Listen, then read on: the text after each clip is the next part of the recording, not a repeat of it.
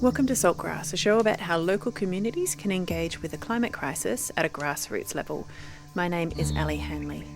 This is the last episode of Season 5. I was ready to wrap up the season at the end of last year with the Connecting Country episodes, but then the housing series came up and that was a really wonderful opportunity, and it drew the season into 2024. And once we were there, I found out about today's topic and decided that I needed to squeeze it in as well. Season 5 has been a wonderful mix of the usual Saltgrass stuff. Each season I try to keep the topics diverse, and I'm conscious of including things that highlight that diversity. Topics circle back and overlap, but broadly I seek topics that explore themes that include Indigenous perspectives around caring for country, conservation, ideas around localisation, community building, energy transition, food security and waste management, as well as things that are more to do with the structure of our society, like democracy and capitalism. Season 5 touched on almost all of those bases, but we hadn't covered anything to do with one last topic that I think is really vital when we look at all the ways that we can think about and respond to the climate crisis, and that is, of course, activism. In a way, everyone I talk to is doing a type of activism. Some people I speak to on the show are much more aware of that than others, and for me, just making the show is a kind of activism. But what I'm talking about here is the good old-fashioned direct action, specifically non-violent direct action, and this can take many forms, from letter writing, protesting on the streets, going to rallies, or at the more extreme end of things, blockading or disrupting activities that the activists consider harmful, like trains of coal that might be travelling to the ports to be exported. And true non-violent direct action is determinedly disruptive, but it creates no harm to a living being, so not to people or animals. It might harm the efficiency of a business or the ability of a company to fly under the radar of public opinion, but that's in contrast to the much greater harm that those activities are doing to the planet and to our futures. We have explored non-violent direct action a few times through Saltgrass episodes. I think it's worth reiterating because activists often get represented as ratbags or troublemakers in the mainstream media, that they're disrupting things just for the sake of it. But what you'll hear today is much more in alignment with the vast majority of my experience of activists, which is that they're people who have deeply considered what they're doing and why, and they feel that taking action is one of the only avenues left for them to have some agency to effect change and stop a greater harm from happening.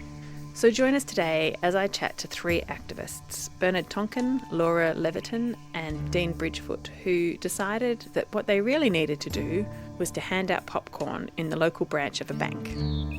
From there, they got arrested and then it went to court. So the court case was earlier this year, and this was just the latest in a string of actions that they've been taking to try and convince our financial institutions to stop funding fossil fuel extraction.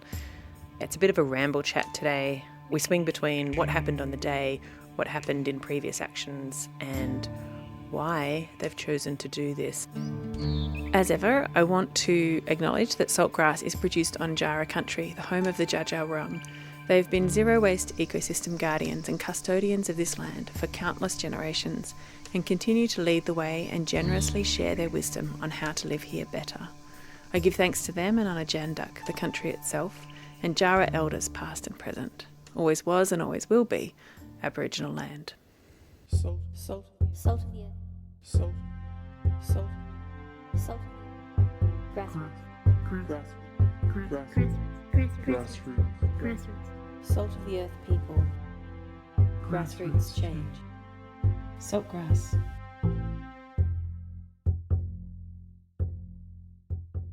Listen to all episodes of Saltgrass on your podcast app or at saltgrasspodcast.com. Do you want to start with why you went there and what led up to that day? Because I know that you were writing letters and you were trying to engage with them for a while beforehand. On the day we arrived outside the bank with a bunch of supporters from Castlemaine. We were pretty low and slow when we first went in. I think our decision-making up to that moment was when we're talking about an action, any action.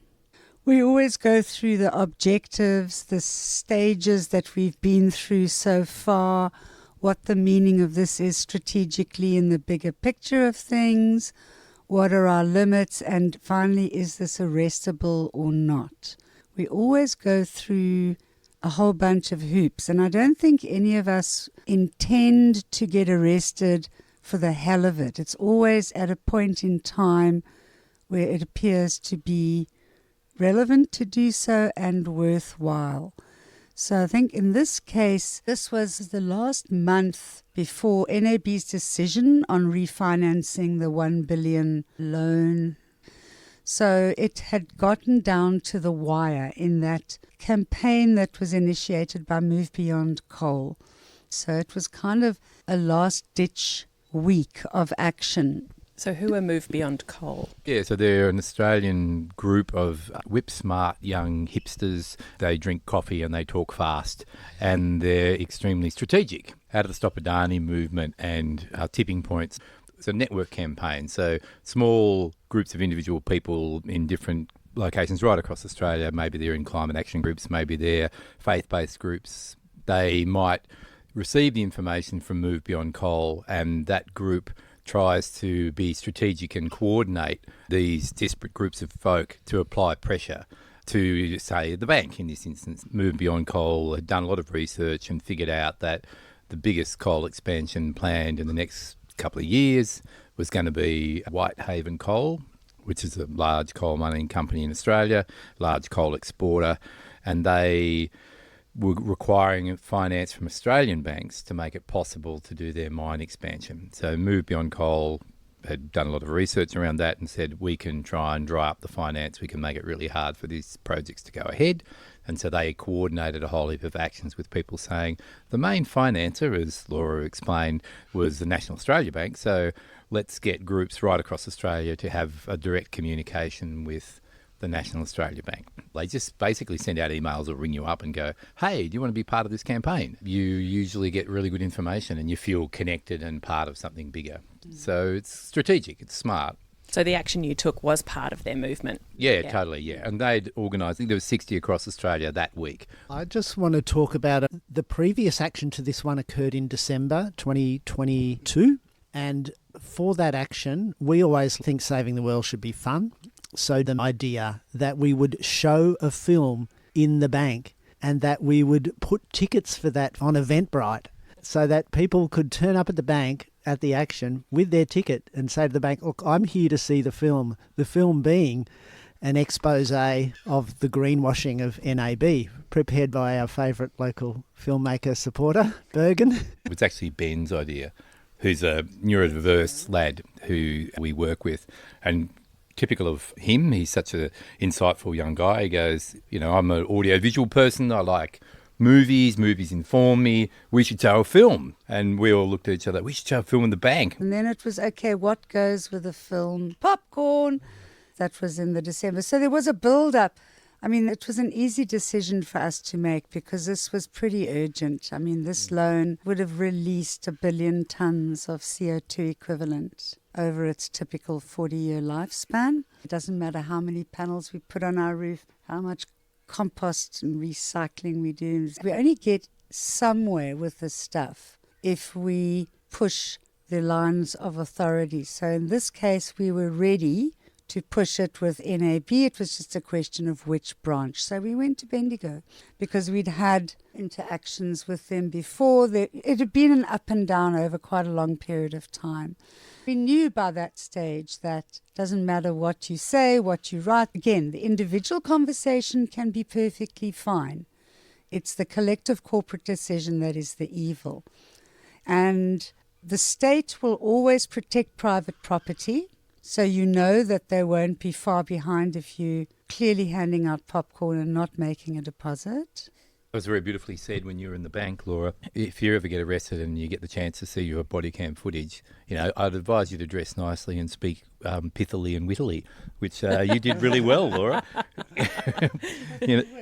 So you can request to see body cam footage. Often it's used as evidence. So there's some absolute banger highlights in there when the arresting sergeant's going to Laura. he's kind of busy and looking around, and Laura says, "Look at me, Jamie," and brings him back. And he goes, "Look, I'm really busy, you're stopping me from doing stuff." And she goes, "Well, go and do some real crime. I'm not going anywhere. I'm in the bank. We'll be here when you get back." We're here all day. Yeah, that's right. We're running away. Yeah, that's right. Normally your criminal friends run away, right? Oh, yeah. So, well, promise you we ain't going anywhere. So you go. Well, it doesn't work like that. How does it work then, Jamie? I mean, these are all the moments where you're playing for time, because there's no point in going in and 5 minutes later you come out in handcuffs. It just doesn't work like that. You play for time. They give you gazillion warnings. And the other thing is it's non-violent action. So there's no shoving of cameras in people's faces. There's no yelling. There's no obstructing of the teller so the customers can't. There's none of that. We just hang out. Very low key. With a bit of theatricality to draw attention. Yeah. With the popcorn and the other stuff. And it's the not, movie. And yeah, absolutely, really important. I think the good thing about targeting corporates is, and you touched on it, Laura, the corporates have huge, disproportionate power of decision making, and they're not elected, and they're difficult to have communications with because they can ignore you, as we found out, because you write them letters and they ignore you, and you go into the bank and you talk to the nice manager and they talk to you and then they ignore you, and so they continue to ignore you. But a lot of those corporates do have physical presences somewhere. A location, yeah. And it's very hard to ignore someone when you're standing in the foyer of their bank or in 60 branches across Australia, in the case of the day that we were arrested. And so it's a much more powerful direct communication with people who usually can ignore you. And I think that's really valuable, and it's a much more direct and empowering form of communication, even though it's kind of theatrical and even though it's through the medium of the local bank manager who doesn't have any direct power. The banks are pretty soft targets, and it's a form of activism that's very accessible. So in 2017, we occupied the Westpac branch in Bendigo with about 100 people who caught the train one day from Castlemaine, joined by Bendigo supporters. And we had some brilliant de-escalation tactics. One developed by one of our colleagues where she squeezed a rubber chicken, which makes a squeaking noise, and everyone froze at that moment in the bank. And so we had 50 people inside the Westpac Bank in 2017, 50 people outside. And the 50 people freezing created this sort of zen stillness and peace in the bank. And then we had the regional manager on the phone saying, "Oh, you understand if you don't leave the bank, you might get arrested." We said, "Yes, we understand we might get arrested." So they would have had to arrest 25 primary school kids and their parents. So I think next time we need more people in the bank. And yeah, on that occasion, the police came and went. They could see everything was peaceful. And then a week later, Westpac said they weren't funding Adani. And we'd been one of about 3 big actions like that, as I understand it, nationally. So those coordinated efforts are really important. If you guys had just done this in Bendigo or Castlemaine, it may not make that much difference. Absolutely. We wouldn't just say, okay, we're bored, where shall we go? It's always got to have some strategic purpose. Sometimes we have joined actions in other parts of Australia, cities, coal mines, rails, ports, and I tend to favour corporate targets rather than the public domain. Because, I mean, Dean just said they're not elected. They may have massive contracts with government. So that the nexus between government and corporations worldwide has resulted in the population being disempowered. Fossil fuel mining, royalties, taxes. The Australian government is dependent on that. Australia is the biggest coal exporter in the world. Newcastle is the biggest coal port in the world. The only thing that stands between yourself and a corporation with their undue powers is law. And if you have a quick rustle through the Crimes Act, I mean, there are literally thousands of ways that you can choose to become a criminal. Right? I mean, the opportunities are endless. Now, we don't set out to become criminals because it's a bloody nuisance, right? But criminal justice system is there to, in a sense, they say, okay, it's to protect you from the worst of yourselves. Because without criminal control, it would just be a troop of baboons. Yeah, we would be.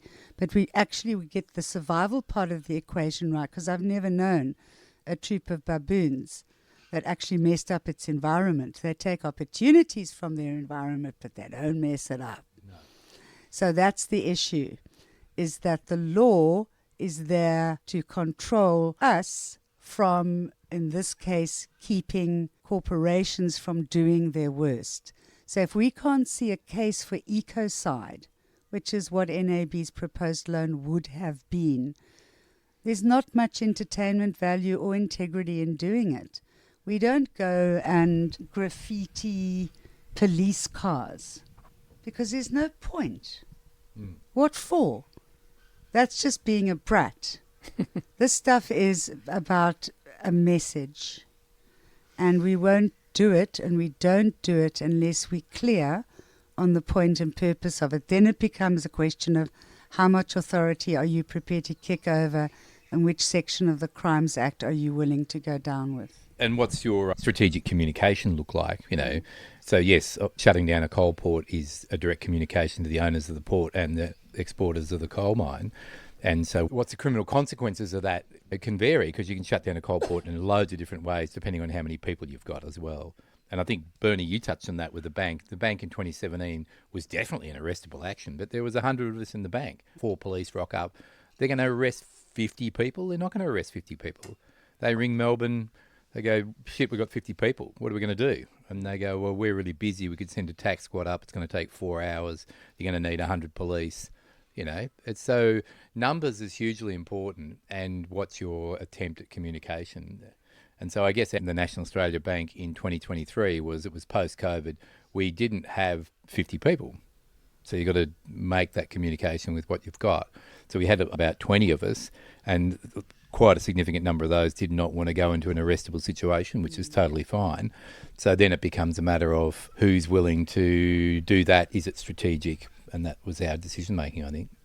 And so in terms of going in there and making that choice to be one of the people who's prepared to be arrested, what did that look like for you in terms of the decisions you made? I did a bit of study in environmental advocacy, and one theorist said that social movements build power by their ability to disrupt business as usual. Yeah. So getting arrested, refusing to leave, forcing the police to come, in December 2022, the bank shut its doors. So we actually effectively shut down the bank at the end of the day for about an hour or so.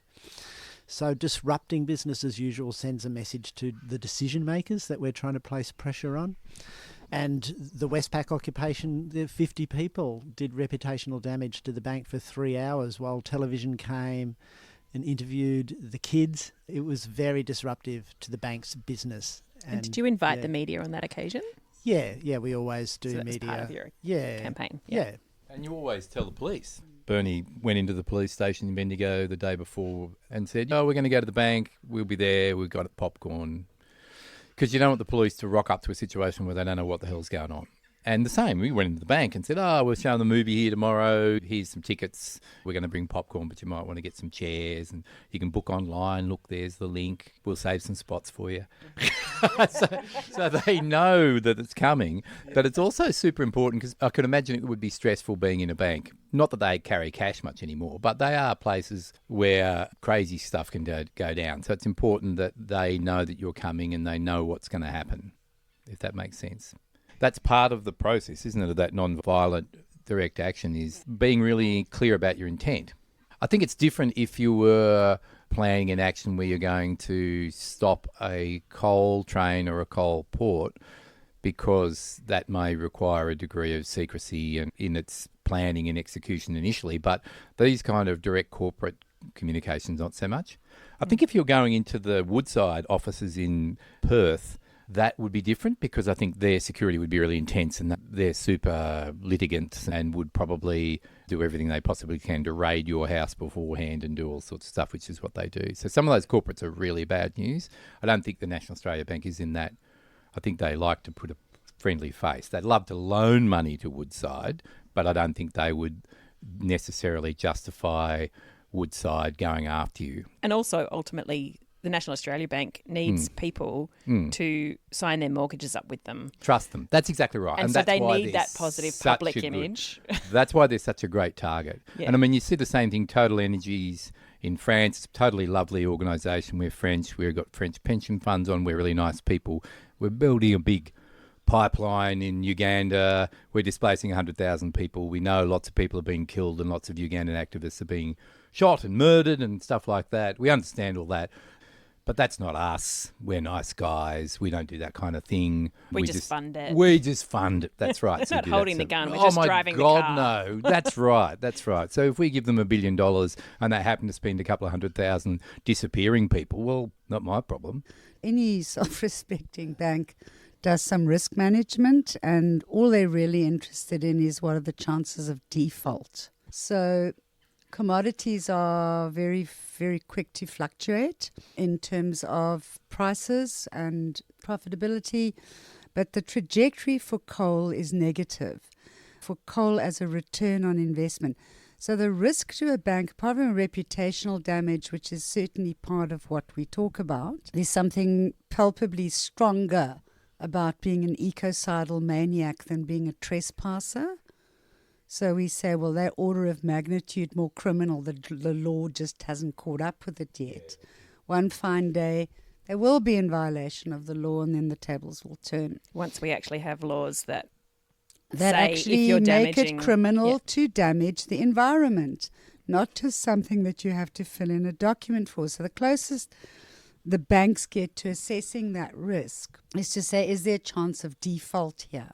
And in the case of Whitehaven, because they're so undiversified, only coal, it started to look unviable to the NAB. So sometime between us being arrested and us going to trial, which was nearly a year, NAB did not grant that loan. They pulled out of it. And the chief operating officer, financial officer, said that coal is becoming increasingly difficult to get finance for. So everybody knows the risk attached to it is greater than it ever was. So for us, the risk was worth it. There was a sense of desperation by the end of March last year about this particular loan. We probably got 1 or 2 actions away from a decision. And that's exactly what happened.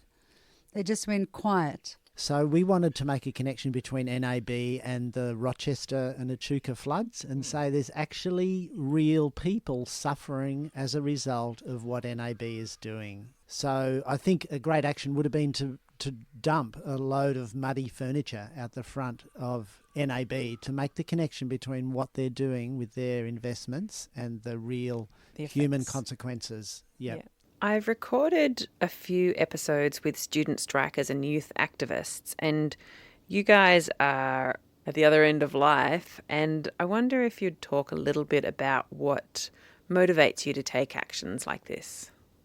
We're at the older end of the activist spectrum. We didn't cook this up last Friday. This stuff cooks over your lifetime usually. And you'll develop your whole understanding of the concept of justice as soon as you've lived in a society where there are so obviously some justice elements patently missing. You either get it or you don't get it at the time. And there's a global tendency to repeat. We learn from history so well that we repeat the same mistakes exactly. It's like that. But all of us individually and then collectively as we bumped into each other in this small neighborhood. By the time climate became the villain in the piece, we couldn't think of anything more universally damaging, destructive, and requiring a level of effort, a scientific collaboration never before been seen. So nothing kind of gets bigger than that. And once you've seen the scale and the boundarylessness of it, and get your head around it, the motive is to act on that topic more than anything else. More than anything else. For me, the picking of climate activism took a while for me to twig that it was the biggest issue and was able to be stopped 30 years ago. Stopped 30 years ago. Yeah. But no. Yeah, so in court I talked about how I felt ashamed, actually, and it came out quite powerfully emotionally. Actually, I found it very hard to continue for a couple of minutes. That's a good emotion to express sometimes. I felt ashamed on several levels. One, I felt ashamed that we, as Laura said, we hadn't fixed the problem, and that's an indictment on my generation because we've known about the problem for a long time. And I also felt ashamed that we assumed that young people were the hope.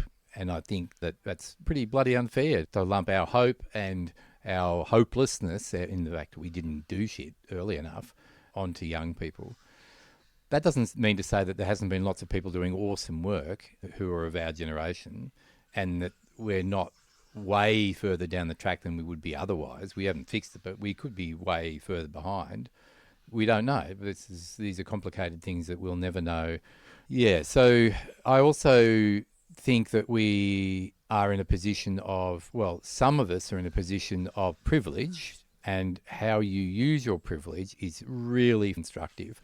So you can use your privilege to buy a second investment property and make sure your kids can go to university where other kids can't, and do all that sort of stuff and have a really fat retirement and all those things. That's one form of how you can use your privilege, and that's okay. Or you can use your privilege to make your grandchildren's existence better.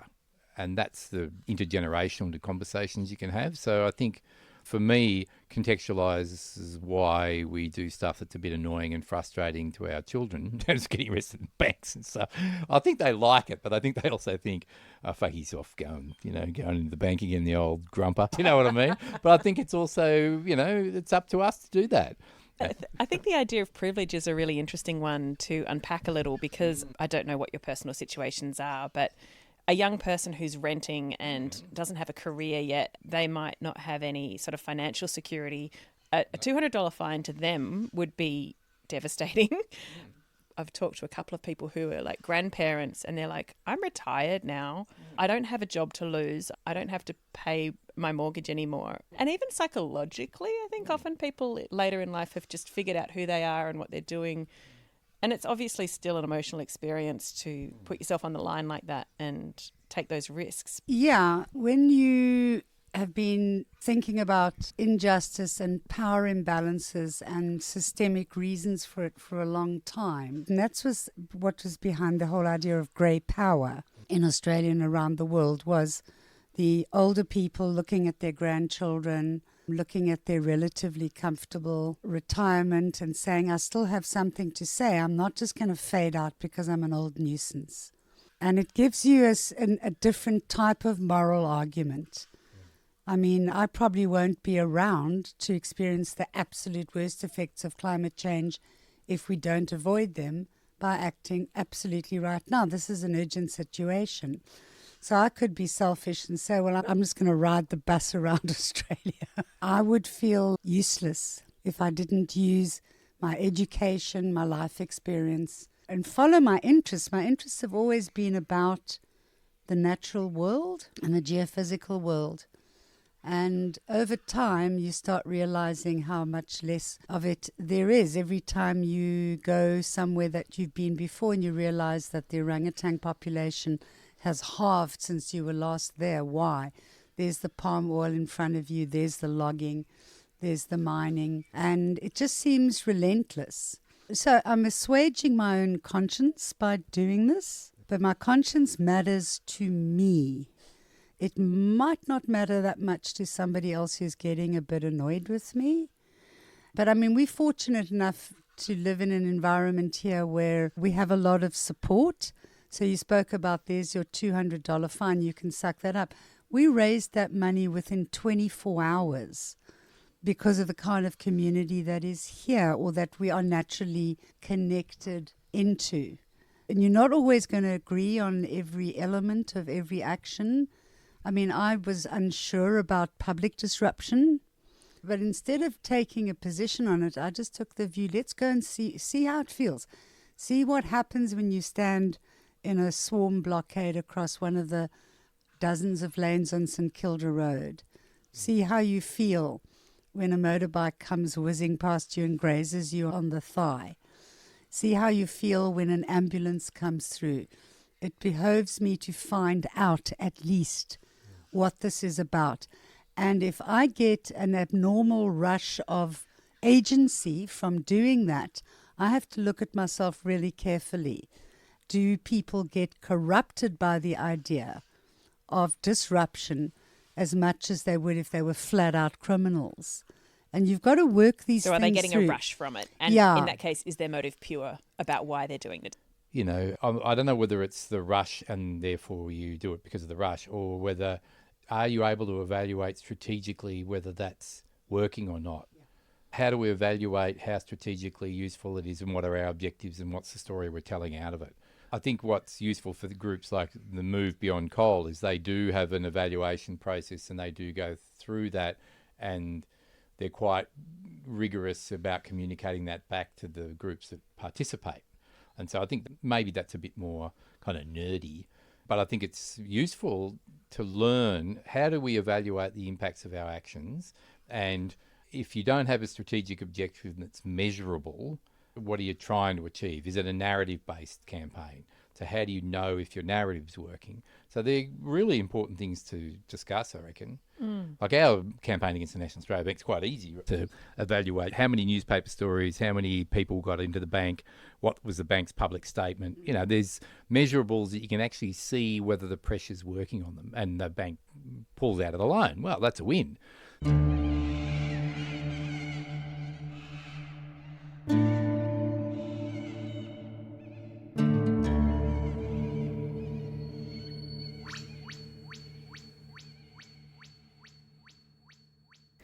At this point of our conversation, both Bernard and Laura had to leave. They had other engagements, but Dean stuck around and chatted to me about what the court case was like and what the process of preparing for the court case was like. And yeah, I think it's a really interesting and important conversation to have around what the impacts are. You might think of activism as just being that day that they hand out popcorn in the bank, but actually the activism is very much about what happens after that in terms of how you handle any consequences of taking that action. So I wanted to go into the experience of being arrested. Sure. And your willingness to be arrested. Yep. Because I think in a lot of people's minds it's really scary. So the decision making around whether we were going to leave, we didn't go, oh, we're going to get arrested. We just thought, no, we're not going to leave until we get a chance to have a more powerful and unignorable conversation with the bank. But you knew that an arrest may happen in the process of doing that. But I think there's a distinction to be drawn between I'm going to get arrested today and what's our strategic aim today. One of the consequences of that strategic aim is we might get arrested. And they could lock the bank and lock us in. Well, fair enough. They could call the police and the police could mill around for a couple of hours and tell us to go, and we could say, no, we're not going. And then the police can go, oh, well, they're hanging around. You've got security. Call us if they get rowdy. Or the police could come along and go, you got to leave. And we go, no, we're not leaving. And then they go, well, we're going to arrest you. And we go, yeah, we're not leaving. And so then they arrest us. So there's lots of outcomes that were possible on that day, and you role play all of them. But you're trying to have agency around what your objective is on that day, and our objective is to make sure the bank knows that we're not leaving, we're not going to be ignored, and you're going to have to deal with us. And what do you feel like the vibe was of bank customers who came in and saw you handing out popcorn? Well, look, it's hard to say, but on the body cam footage, it looks extremely peaceful. There's three old dudes handing out popcorn with some posters about greenwashing and how the bank is complicit in funding fossil fuel expansion and floods in central Victoria. So we talked about Echuca and Rochester and Lismore and Eugowra and all those places that had been flooded very recently up until this is the action in 2023. So those floods happened late 2022, including in Castlemaine. And so that's part of what we were trying to do inside the bank. And when you have a look at customers, it's kind of a bit confronting, but we're not stopping them from doing their business. And people would often come over and talk to us and go, what's going on here? And we'd just say, oh, we're doing this. I think the bank manager made it very clear that some of the bank staff felt really uncomfortable. And he looked uncomfortable. And in cross-examination, he looked uncomfortable. And I find that's a bit difficult for me to reconcile, that you're causing some psychological harm and distress to people. And I don't have any easy answers for that. Yeah, we it's did give interesting, them isn't lots it? of warning, Yeah. and we did say we're here peacefully, and we did have props, popcorn. We're not shouty. We're older people. We're being very reasonable in that sense. So I guess you try and minimise the psychological impact on those people. You let them know we're coming the day before, all that. We Yeah. know that he had a conversation with his senior management the day before. We knew that they had organised security personnel. We know that some staff members didn't want to come in that day. We know that they'd had a region-wide Teams meeting between all the regional bank managers who were going to have actions on that day. It was a very powerful direct communication to the bank. They knew it was going on, Yeah. and that was the power of it. We got to cross-examine all that sort of stuff. Yeah, So great. the bank manager was able to talk about that. We know that he'd spoken to his regional manager at least twice on the day before we were arrested. Yeah. Unfortunately, the stress that we caused to him is real. I felt really sorry for him in the court because they just hung him out to dry. He had to testify. He came into the court, and the courtroom's packed with all our supporters, and there's the cops, and the poor guy's sitting there, and then he has to go up and testify, which is cool, and then we get to cross-examine him, which we did, I think, with respect, but we wanted to know who did you speak to and what did they say and stuff. So they're questions, and they're really illuminating. And then he leaves, and there's no bank lawyer there holding his hand or anything else. Yeah. The poor bastard, they didn't have Yeah. anyone there for him. I thought Yeah. that was piss weak on National Australia Bank. Just Yeah. saying that right now. Yeah. I think he's genuinely a really nice person and trying to do his best. Yeah. Put in a difficult position and not supported very well by the bank. I think it's good to be really clear leading into your action, scenario and role play some of the stuff. So where are we going to stay? If the police just left, how long were we going to stay and what we're going to do? All that sort of stuff. Yeah. Yep. And in terms of actually getting arrested, they put you in handcuffs and put you in the police car? And... No, it was very gentle for us. They just interviewed us. They take you aside, confirm your identity, and then they interview while you're there. And in a trespass case, do you know that you've been asked to leave? If you don't leave now, you may be charged with trespass, that kind of thing. Yeah. And then you go, yes, I know, but I want to make a statement, which is probably foolish, but you can.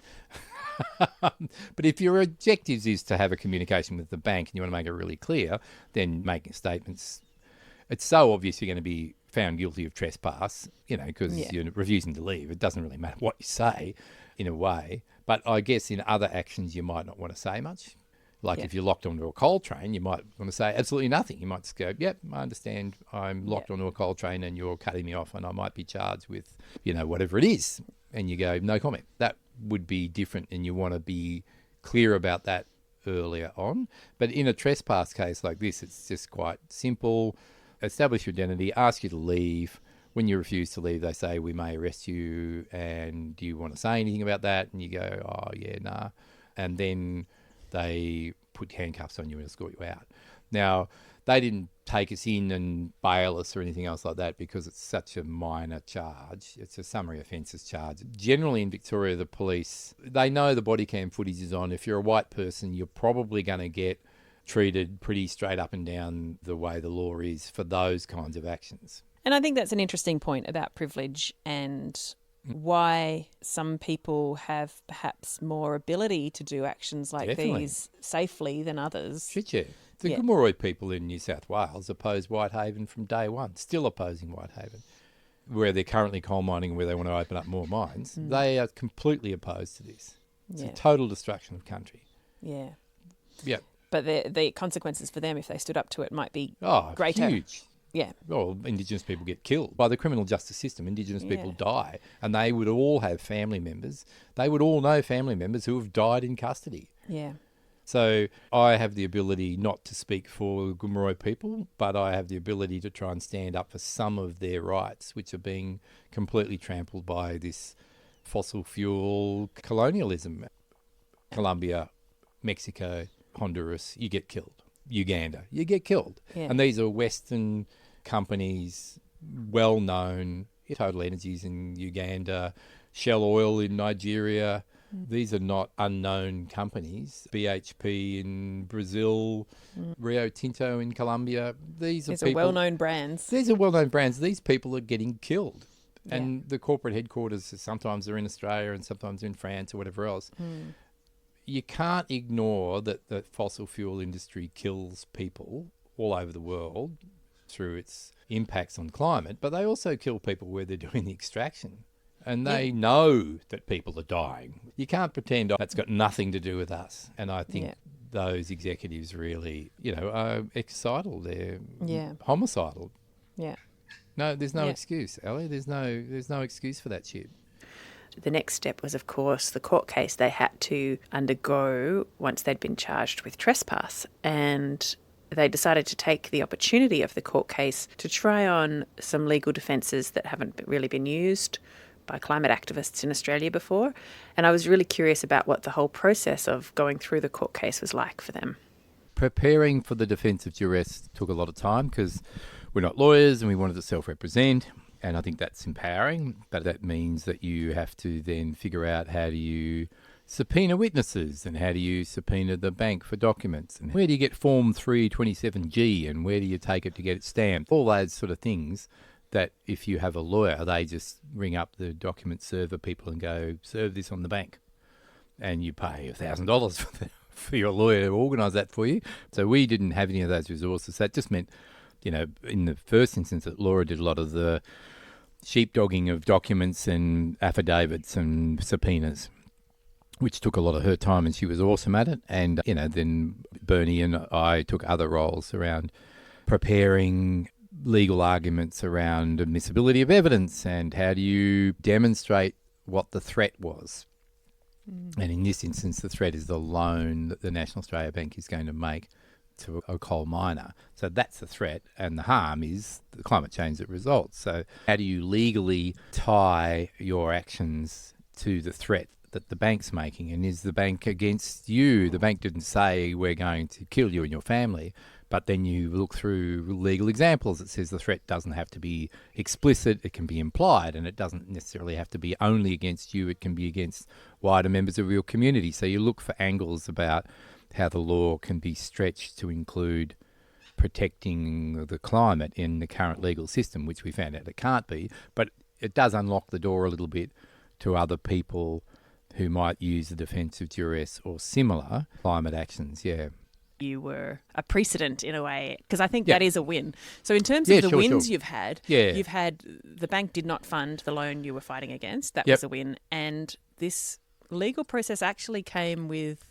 you didn't win the case. No. But it may have set a precedent, which would be really helpful. Yeah, we had some really, that's it, Ali. We had some really good advice to say, this is really worthwhile because of your long-term history with the bank and because of the actual time frame that this was going to happen very soon, and you'd tried all these other actions, that it fitted nicely with the legal defence of duress in Victoria.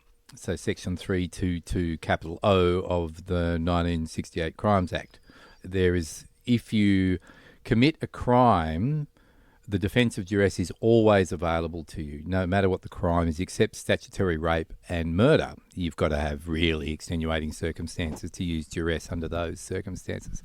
But things like trespass or robbery or even assault in some instances, you can have the defence of duress can be your defence against that particular crime. It's not to say that you didn't commit that thing, but that you have a reasonable defence. And so duress basically says you can point to a threat, and the threat existed in your mind, but also objectively existed as well. So it wasn't just a threat that you made up or that you believed was going to happen. Yeah, you weren't just paranoid. That's right. It both exists in real terms for an objective other person, and it existed and you believed it was a real threat, that you believed that that threat was going to be carried out, and that you tried other actions that were reasonable to try and alleviate the threat, but they were to no avail. So in the end, the only choice of action that you had to try and get away from that threat was to conduct the behaviour that you conducted. So in our case, the defence of duress was the bank was threatening a loan to this coal mine. We understood that that would make things way worse. We'd been in a campaign for a year and a half with the bank. We had gone to the bank and had conversations with them to no avail. We'd written to the bank and got no responses. We'd gone to the bank with a movie and handed a letter to the manager in Bendigo. This is in December 2022, and he was extremely accommodating, and he took a handwritten letter and he understood what we were there for, and he said, I'll definitely make sure the CEO, Ross McEwen of National Australia Bank, gets this letter, and that's in December, and we still haven't got a reply. Still waiting, Ross. That's like 2 years. So, all these ignorable actions, we've done what I call ignorable actions for at least a year and a half. So we had a good example of how we tried to alleviate the threat. So, yes, the bank's going to make a loan. There's the threat. Climate change, there's the harm. We've had a long conversation for a year and a half to try and alleviate this threat by legal means. We've gotten nowhere. We've been ignored. So at the end of the day, we know that the loan's going to go ahead unless something happens. That's a really huge threat for us. So the only way that we could see for us to have any agency and stop the loan was to speak directly to the power brokers, and they wouldn't allow that, so we got arrested. Yeah. So that was a defence of duress. We failed dismally, but we did raise the defence of duress as a court. case. The court said, you raised the defence of duress. One of the major points that we fell down on, well, there were 2 points that we fell down on that the magistrate highlighted in her summation. The first one was we failed to nail the bank to the threat, because it was hearsay. Now, even though the bank... As a very specific... we can't claim that this bank is responsible for all of climate change. No, we weren't. Or that specific flood or that specific fire. No, we were not. Yeah. But the psychological impact of that loan, we had lots of expert testimony, the psychological impact of climate change is a real threat that happens to people right now. So they feel anxiety and stress right now. And that has an impact on kids, young adults right now. So there's heaps of studies. 10,000 young people in the United Kingdom got interviewed by Hickman in a study that Dr. Susie Burke talks about. Those people are feeling social pressure and anxiety over the breakdown of the natural environment and the lack of action by adults right now. So climate change is going to go and smash up cornfields in Iowa and cause hurricanes in Townsville. It's doing all that. It's also going to harm people's mental health right now. And so that threat and that harm is happening right now. So we were trying to make that point, and I think that was successfully made. But what we couldn't make, so the harm side of things we could make. There was no dramas, and the magistrate was all over that, and also understood that it definitely had psychological harm on us right now. What's the problem was to try and link the bank as the threatening agent. And so we couldn't get bank documents to say, here's the loan book between National Australia Bank and Whitehaven Coal. Now, that'd be awesome. I can subpoena Mark Vaile, ex-Deputy Prime Minister of Australia, and say, hey, Mark, send us your board minutes for the Whitehaven Coal discussion. And he'll go, see you in the High Court, Dean. And we'll be there for 10 years trying to fight to get those documents out. You can imagine what the National Australia Bank and Whitehaven Coal, how extremely excited they would be to release those court documents. Sarcastic. Yeah. They would be so enthusiastic to give them to a climate activist. They'd be so keen. So they're going to do everything they can to protect those documents and not let them see the light Absolutely. of day. So we were unable. Now, they're in the public domain in that the Australian Financial Review reports on them. So they were in the public domain, but it's still hearsay. Now, what we lacked was either the smoking gun of the bank and Whitehaven Coal documents, which we were never going to get, or expert testimony from an economist. And we tried like hell. All you economists out there who were sitting down making cash for people, why weren't you on our side? What were you doing? So we tried really hard to get a good financial expert or economist to be able to provide us with expert testimony to say, this is the role that Australian banks provide, this is the role that National Australia Bank was probably providing to Whitehaven Coal, this is the implications that it would have, that's the threat, and we couldn't do it. Is that the sort of thing, to be fair to economists everywhere, that it actually would take a lot of research and investigation to substantiate? It might be a PhD's worth of study. But they're out there. Yeah, it is already out there. I think they're out there. I think there would be loads of people who would be able to discuss the strategic and critical role that having a domiciled large bank in Australia plays in the expansion of fossil fuels in Australia. Yeah.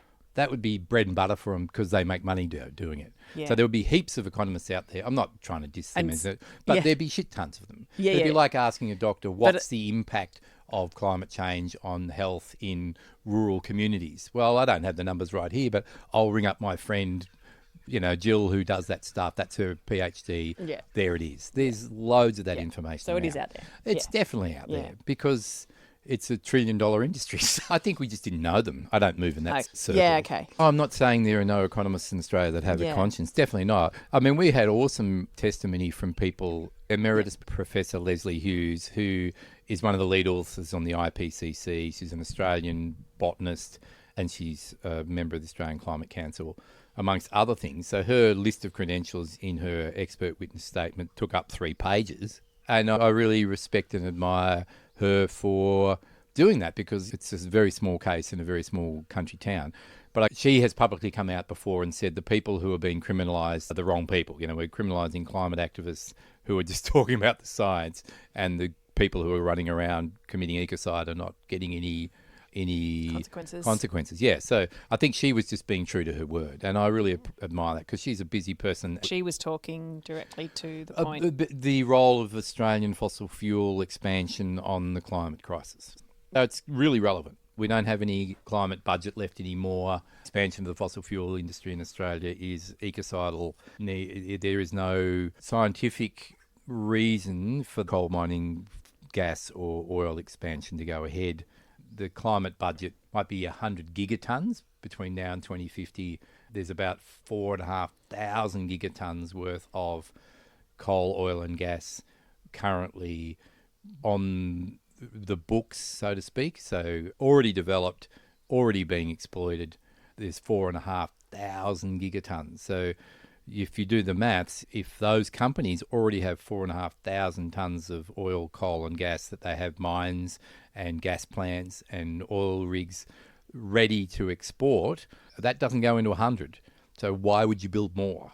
There is no reason. We can't physically do it. So that was her testimony in a nutshell. We've already spent the budget well and truly, and opening up new coal mines, well, that's just a bit silly.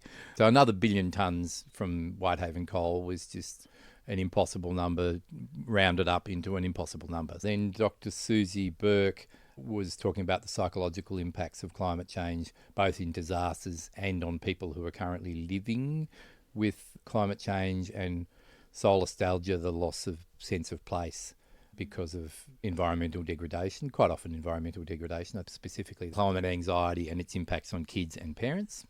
So she could talk very cogently around how the impacts of climate change and the threat of climate change is impacting people right now, and particularly young people. And as parents of young people and grandparents of young people, what's your moral responsibility to try, or what's your agency to try and prevent moral harm to these young people? And then there was a Dr. Martin Brannigan, who's a non-violent direct action expert, and so he was talking about the stages of social resistance and their efficacy. And so when he talked about that, he talked about, well, you go through these escalatory stages until you're left with non-compliance, which is not ignorable anymore. So we'd done all the sensible things that were leading up to that. We'd written letters, we'd gone to the bank, we'd had conversations, we'd met with our MPs, we'd done all the other things which are sensible and useful, but sometimes power structures won't change unless you directly challenge them and put yourself in the way. And that was his testimony.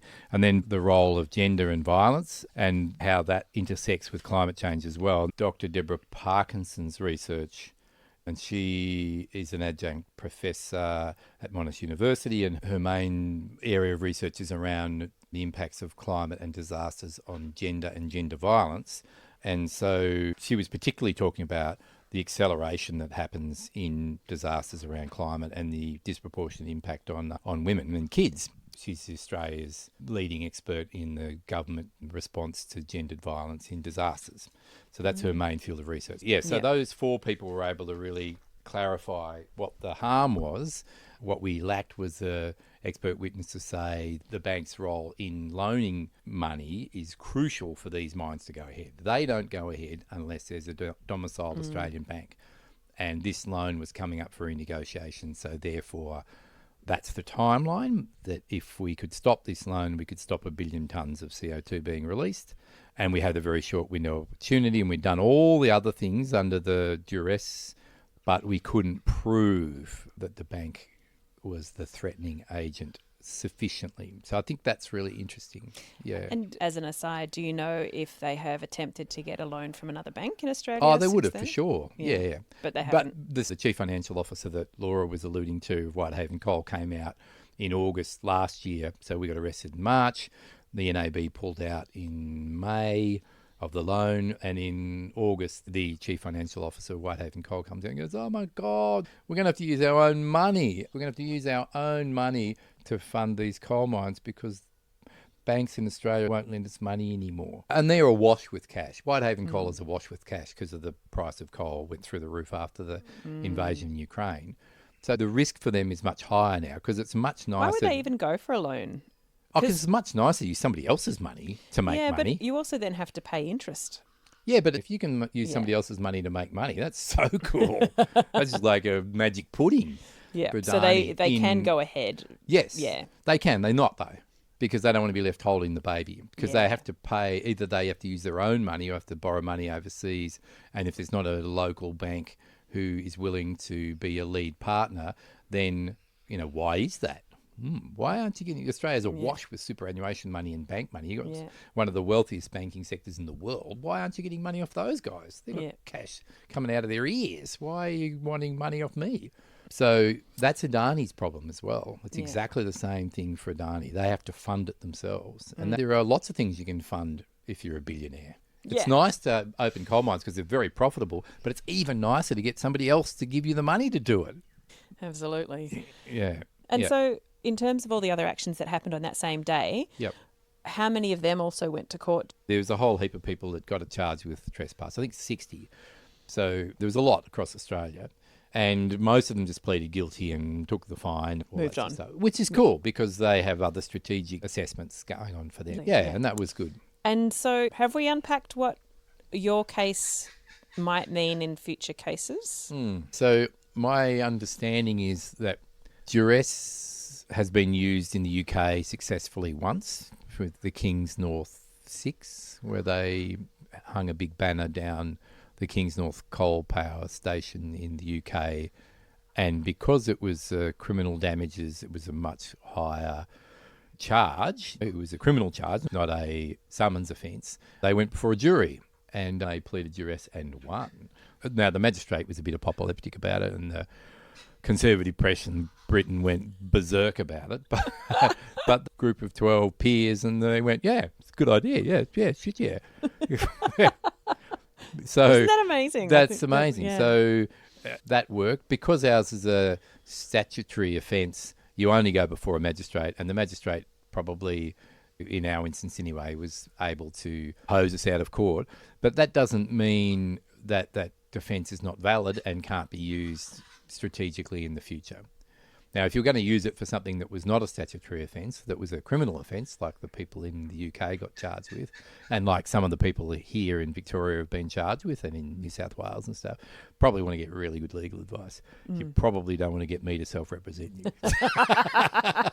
But the defence of duress is real and usable, and I think if you were in that situation, you could mount a very credible defence, particularly if you got the right legal team around you and the right expert witnesses and others to produce the evidence. So definitely doable. Absolutely, yeah. And so is this the first climate case arguing duress in Australia? Yes, as far as we know, yeah. So we lost the first case of duress in Australia. I'm a proud loser.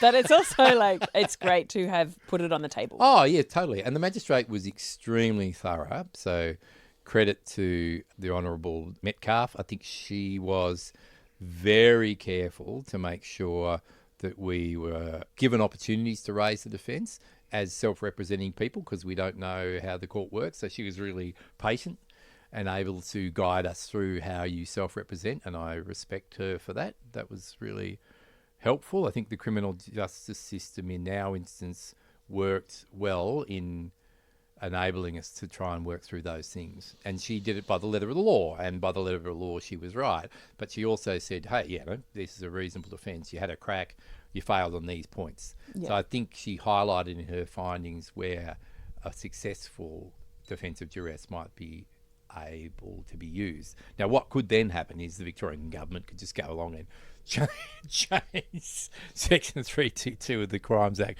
and make exceptions for duress might be statutory rape, murder, and climate activism. Yeah. They could easily amend it. So do you know what I mean? It's not like you would win and therefore we've got a legal precedent we can go and smash the fossil fuel industry. No, but it does mean that you can prosecute a really strong case. If it was going to take down the fossil fuel industry in Australia, they'd make sure they closed that loophole. But it's worthwhile to be able to put them on notice in court as well as in their foyers and other places. Yeah. You asked support of the community, not just in dollars, but presence in court and in the lead up to the case. Do you want to talk a little bit about what you were asking of the community and what the response was? Yeah. After COVID, a lot of climate activist groups and other civil society groups had a lot of wind taken out of their sails. So this campaign took place in 2021, 2022, 2023, all at that time during the unfolding of COVID. And so then the court cases in 2024.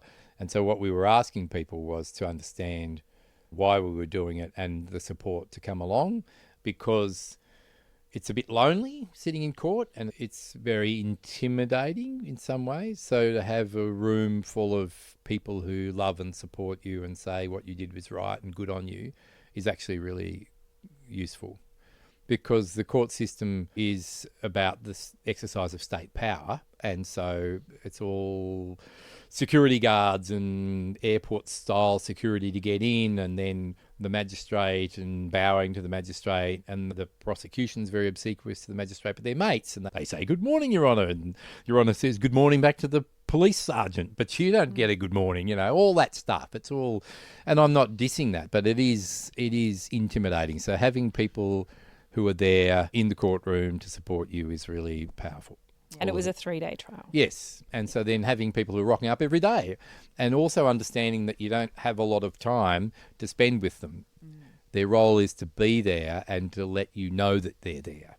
But I don't have time to have a discussion about the nuances of what the prosecution witness just said, because my head is trying to get into the next thing. If you're self-representing, if you've got a lawyer person representing you or people, then it's probably slightly different. But in this instance, if you're supporting somebody who's going to court around climate stuff, ask them what support they want. And some of it might be, in our instance, was like, bring popcorn and be out the front. Throw back to the bank. Throw back to the bank. And bring banners and posters and stuff about the bank. Yeah. It's not about the legal system, it's about the bank. And so you can't take them into the court. So arrange a system yourselves. So we had marshals who would help coordinate the roles of supporters and stuff. We're going to have banners, we're going to do photos at 9 o'clock. Then the banners can go into the car because you can't take them into court, and then everyone can go into the court, and you can't take this stuff into the court and you can't do that. And when you're in the court, you've got to behave like this. And then in lunchtime, we can all get together and have a bit of a chat, but we're probably only going to have 10 minutes to have a chat, because then the three of us have to go and get our heads around. We're now cross-examining the police sergeant, and we've got to go through his testimony. It's all that. Yeah. And I think it was already mentioned that you did a little crowdfunder. Yes. So the other side of community support was financial. Cash. And that was a really quick. Yeah, that was great. And so people just came out of the woodwork and supported all that. Yeah. And your fines were not great. No, but there's a lot of other stuff that goes into that you wouldn't think. So to subpoena a witness on your side costs you $40. To subpoena the bank costs you way more than $40. Yeah. So there's a lot of costs involved. And one of the things the court did that was interesting was the magistrate directed the prosecutor not to give us legal advice, funnily enough, but to give us guidance around court process if we wanted to, and that was a publicly visible thing to her through email, which was nice of her. That was good. So we had the court registrar that we could ask questions, but like if we wanted to ask the prosecutor about when you're going to submit the body cam footage and all that kind of stuff. And one of the questions was, look, we're having trouble subpoenaing. We didn't want to tell him we were subpoenaing the bank, but we're having, how do you subpoena evidence in this instance, how do you go about it? What forms do you use? The court yeah. registrar's not being very helpful. And he said, I get my evidence procurement department to do it for me. So, Also not very helpful. also not very fucking helpful. So he was an interesting guy. But it was a bit like, well, my evidence procurement department is just busy feeding the dog at the moment. So can you give us a heads up? That's hilarious. Anyway, so my kind of long answer to that is there's quite a lot of costs involved even in self-representing. Now, obviously, if you've got lawyers, that's just, another cost escalates. again. Yeah, but even in representing yourself, if you have to try and subpoena evidence or even witnesses on your side, Yeah. you can't just call them. You have to actually summons them, and you have to get a witness summons, and that requires you to go to the court registrar and give them their name and address, and then take the summons to the person and hand them the summons, and then go to a police station and get a subpoena signed to say that you handed them the summons, and then take the subpoena back to the court. And each stage costs you cash. Yeah, So it all wow. adds up. And these are the people who are on your side, Yeah, that's amazing, isn't it? including the expert witnesses and all that sort of stuff, Yeah, who donated their time for free, and my deep respect for them for doing that. And they Yeah. weren't actually called, though, were they? No, because they were not called because we were unable to tie them to the bank directly, which was part of the missing bank link. Yeah. Sort of one leads to the other, cascading thing. Yeah. So you had them ready to go if you could. If the Draw that magistrate, line, but yes, the magistrate said well, no. she was cool. She tried really, really, really hard to give us the ability to draw that line, but we just didn't have the smoking gun. Yeah. But she was awesome. She gave us lots of opportunities to try Yeah. and do that. At the end of the trial, she said something quite supportive. Yes, absolutely. You have a very strong moral argument, but you don't have a legal one. And she understood that we were participating in a tradition that was about changing the moral framework around how the law and humanity work together, in that sense. So she understood our role around the suffragettes. So women advocating for the vote for women in the 1920s was illegal, or some of the tactics they used was illegal. But that was the right thing to do. And the same with slavery. So it was completely legal in the common law in the UK in the 1820s to own slaves. Actually, up to the 1850s. It was okay to own slaves. So if you were a slave and your kids were born into slavery and you allowed them to escape, you broke the law.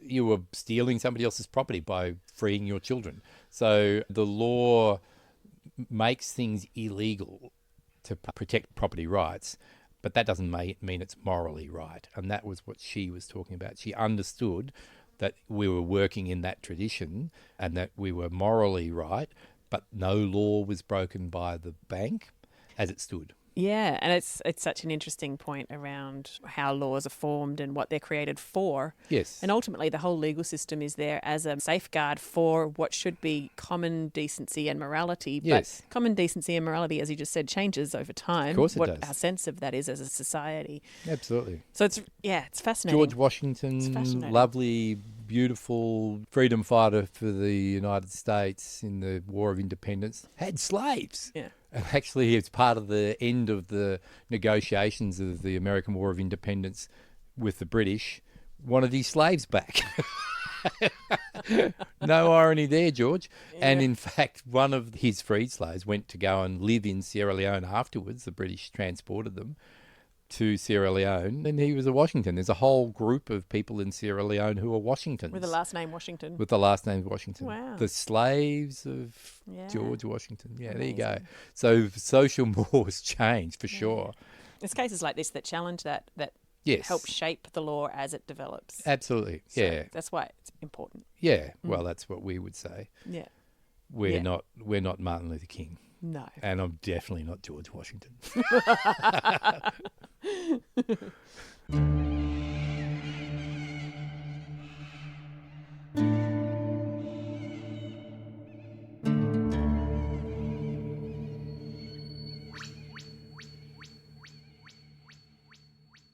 So there you go. That was Bernie Tonkin, Laura Levetan and Dean Bridgefoot talking about the day they handed out popcorn in a bank and all that led to. I have links and notes about the show on the episode page on the website, saltgrasspodcast.com. If any of the details of this episode caught your attention, you can head there to find out more. This was a final episode of Season 5. So thanks for joining me for Season 5. It's been a long, drawn-out season, a year and a half in the making, and it's going to be another couple of months before Season 6 kicks in.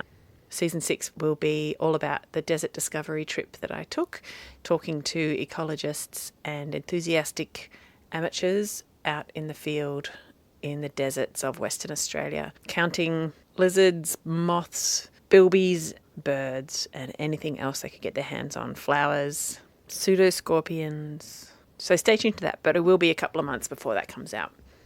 Don't forget to get your saltgrass merch. We have ethical organic t-shirts, hoodies, and other wearable items, as well as miscellaneous other things with designs by yours truly. Just go to saltgrasspodcast.com and click on the merch tab in the menu bar. You can follow us on some of the socials, and you can subscribe to our email list to get reminders and updates about the show. And don't worry, I really don't send out emails very often. It's at the moment probably on average about once a year. So you will not be inundated if you sign up to that email list. This program was made possible with support from Main FM and the Community Broadcasting Foundation. Find out more at cbf.org.au. My name is Ali Hanley. Thanks for listening. Salt of the earth. Salt.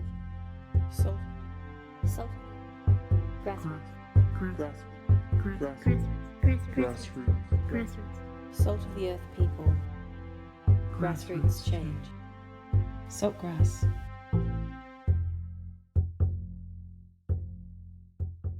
Listen to all episodes of Saltgrass on your podcast app or at saltgrasspodcast.com.